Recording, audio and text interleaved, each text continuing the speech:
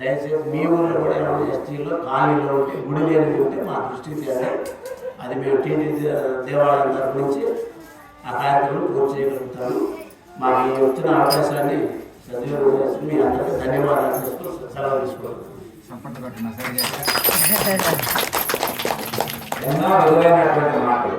నేను ఇదే రామాలయంలో 2-3 ప్రవచనాల్లో ఈ మత మార్పులు జరుగుతున్నాయి. దానివల్ల మనకు వచ్చే ప్రాబ్లమ్స్ ఏంటనేది మీకు చక్కగా ఎన్నోసార్లు పోషించారు చెప్తారు.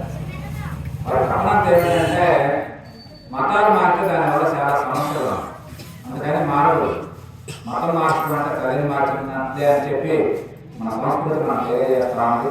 కుటుంబం నుంచి ఒక వ్యక్తి బయటికి పోతే ఆ వ్యక్తి రేపు మనకు శత్రువుగా తయారవుతుంది అని చెప్పి వివేకానంద చెప్పి ఉన్నారు.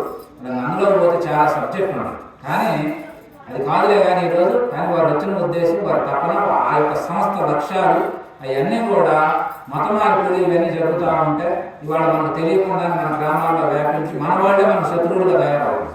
శత్రువులు ఎక్కడి నుంచి వస్తున్నారు? మాస్టర్స్ అంతా ఎవరు? మనం పిల్లలే అటు పోయారు. అది బ్రతుకు తెరువైంది. పోనీ దేవుడి గురించి ఎవరు తెలుసా? తెలియదు. సమతాభావం ఉన్నదా? లేదు. ఐకమత్యం ఉన్నదా? లేదు. జ్ఞానం ఉన్నదా? లేదు. సత్యం తెలుసా? లేదు. ధర్మం తెలుసా? ధర్మంగా నడుచుకుంటావా? ఏమీ లేదు. ఏమి లేదు. దానికి దేవుడు ఎక్కడ అర్థమవుతుంది నీకు? ఇవన్నీ ఉన్నాయి. మూడు లోపాలు ఉన్నాయి. మంది ఏకత్వంలో భిన్నత్వం, భిన్నత్వంలో ఏకత్వం. అద్భుతమైనటువంటి భారతీయ తత్వం. దీన్ని మించిన తత్వం లేదు. ఈరోజు విష్ణు గురించి చెప్పాలంటే మనం 2-3 గంటలు చెప్పాలి. స్వామి అంటే ఏమిటో కనపడుతుంది మనం. కాబట్టి ఇంత గొప్ప ఆరాధన మనకు గ్రంథాలు ఉన్నాయి. 3 గ్రంథాలు అవన్నీ మేము చెప్పి ఉన్నాం. ఆ గ్రంథాలు ఇంత సంపద మనకు ఉంటే మనం కోటేశ్వరం బెకారులాగా యాస్కత్వం చేయటం, పర్వాడు పంచం చేయటం మనకేం అవసరం చెప్పండి. అందుకంటే అలా ఉండకూడదని చెప్పి మార్పులు కంకణం కట్టుకోవాలి. మన వాళ్ళని మనం అందరినీ కూడా కాపాడుకోవాలి. చిన్న చిన్న ఏదో ఉంటూ ఒక రోజు బాగాలేకపోతే మతం మార్చుకుంటా. మతిని మార్చుకో. నీ బుద్ధి మారితే అసలు నీ సక్రమంగా నీకు నిజమైన దేవుడిగా అర్థం. అందుకని సంస్కృతి అనేది మన జీవన విధానం దెబ్బతినకూడదని చెప్పి వాళ్ళు తపన చెంది మనకు మూల కేంద్రం తిరుపతి కాబట్టి తిరుపతికి అనుసంధానమైనటువంటి అనేక సంస్థలు చేసి దాని ద్వారా అనేక రకాల ప్రజలకు సేవలు అందించడానికి ఈరోజు ఏం ఆశించినప్పుడు 10 గ్రామం దగ్గర 8 కిలోమీటర్లు 8 కిలోమీటర్లు మరి ఏదో ఒక మాట చెబుదాం. వారికి బాధ్యత ఉండవు.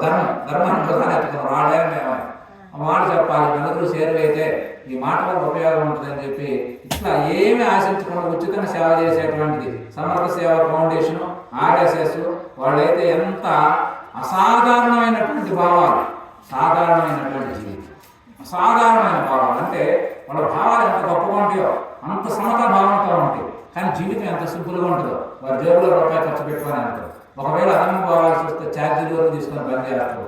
చాలా సింపుల్గా 50 రూపాయలు కావడం తక్కువ అయితే మన 5 రూపాయల క్యాంటీన్ లాగా భోజనాలు చేస్తారు. ఏడన్నా అవకాశం పిల్లల్లో పడుతుంది గుండె పడమంటారు. అట్లా ఒక రకంగా RSS సంస్థ అనేది ఆధ్యాత్మికత అండ్ కమ్యూనిజం 2 కలబోసినటువంటి సంస్థ అన్నమాట. అంత గొప్ప సంస్థలు మన దేశానికి మన గుడికి ఒక ప్రారీ గోడ ఎట్టనో RSS అనేది మనకు ఒక ప్రారీ గోడ. మన మతంలో మొత్తాన్ని కూడా పరిరక్షిస్తూ ఎవరికి ఏమేం కావాలో నాయకత్వ లక్షణాలు ఏమి నేర్పుతా ఉంటాం. అట్లా సంస్థ కింద పనిచేయడం వల్ల వాళ్ళకి ఒక రకమైన నాయకత్వ లక్షణాలు వచ్చి మనలో జరుగుతున్నటువంటి మన వాళ్ళు పోతే వచ్చే ప్రాబ్లమ్స్ ఏంటి గోల్లోనే చెప్తా ఉంటే పోవడంలో చెప్పుకోవాలి. అందుకని వాడు రావడం వాడు మంచి సందేశాన్ని అనిపించి వారితో గొప్ప తపన ఉంటుంది. ఆ తపనని మనం అర్థం చేసుకోవాలి. మన అందరం కూడా నడుచుకోవాలి. సామాన్య ఆలోచన అనేది మీకు అర్థం కావాలి. కానీ రేపేంద్రాలు బయట ఎలా చేయాలి ఏందో చెప్తాం. ఒక నలుగురు ఒక రోజు మొదలు పెట్టారనుకోండి, ప్రతి పౌర్ణానికి వచ్చి కాసేపు ఒక ఆరు తెచ్చుకొని స్వామివారికి నమస్కరించుకొని ఇట్లా ఒక ప్రసాదం తెచ్చుకొని నలుగురు చేసుకున్నారు అనుకోండి, ఒక పౌర్ణానికి ఇచ్చే ఆరుకి అంత పవర్ ఉంటుంది. ప్రతిదీ కొన్ని మన వ్యక్తి శ్రేయస్సు, కొన్ని కుటుంబ శ్రేయస్సు, కొన్ని గ్రామ శ్రేయస్సు. అందుకని గ్రామం శ్రేయస్సు ఉందా, దేశం మొత్తం శ్రేయస్సు ఉందా. కుటుంబం అనేది మనకు అంత గొప్ప వ్యవస్థ ఉన్నది. అందుకని కుటుంబం దేవాలయం 2 మనం 2 పడుగా వాటిని పరిరక్షించడం వాళ్ళు బాధ్యతగా పెట్టుకోవాలి. అందుకని వాళ్ళు మనం సహకరించి వారు ఏమి చెప్పినా విని మనం చేసుకున్నాం అనుకోండి. వాళ్ళు ఎంత మేమయ్యా ఆ ఊళ్ళో ఏదో సాయంత్రం అంటే పోయా మాట చెప్పేవాళ్ళు ఆర్పించారంటే ఎంత ఆనందం.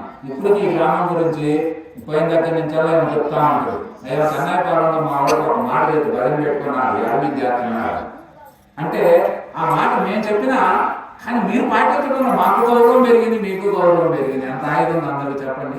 ఇప్పటికి మీరు అంటే నాదేముంది అంటే స్వామి అనుకుంటా, నేను వాస్తవం నాదేముంటుంది చెప్పండి.